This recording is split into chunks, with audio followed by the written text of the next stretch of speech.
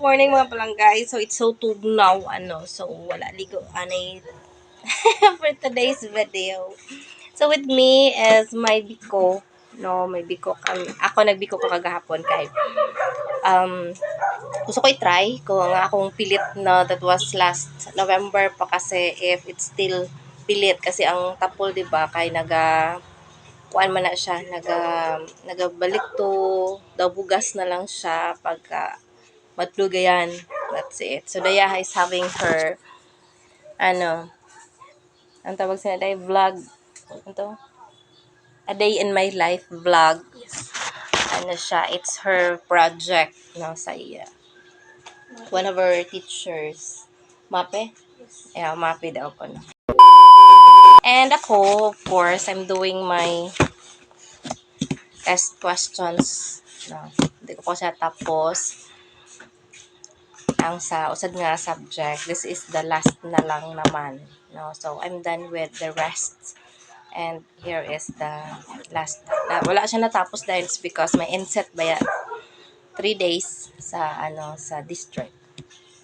Actually, it's division inset, so sa district na siya ginheld para yon.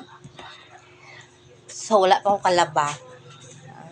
Fortunately, si Daya naglaba last Friday. Laban niya na ako ang uniform. And yung iba, wala niya labahan. I don't know the reason. Why is it? Huh? Why you're just smiling? Ganon. So, that's it. Para-paraan lang talaga siya. Her cleaning the house as if she's doing it, though she's not doing it thoughtfully, religiously. And then ang cellphone adsa dito it's on the floor, below the TV. Ayan, so that's our life update today. Anyway, we're going to eat. Yan. Yan.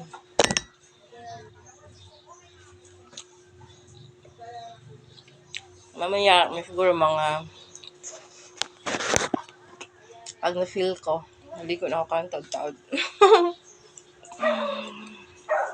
And Kuya, of course, is doing the cooking. No, she didn't. She's not doing. Who did it? You. And you documented it. Yung video mo sa dire mo dito. Oh. The whole day ba yan? So you're going to cook dinner also? No. Ayan, so since it's their project or performance, hugod-hugod siya today. Dapat after that, you're going to wash the laundry. Or you're going to do the laundry. Ayan, so that's our update.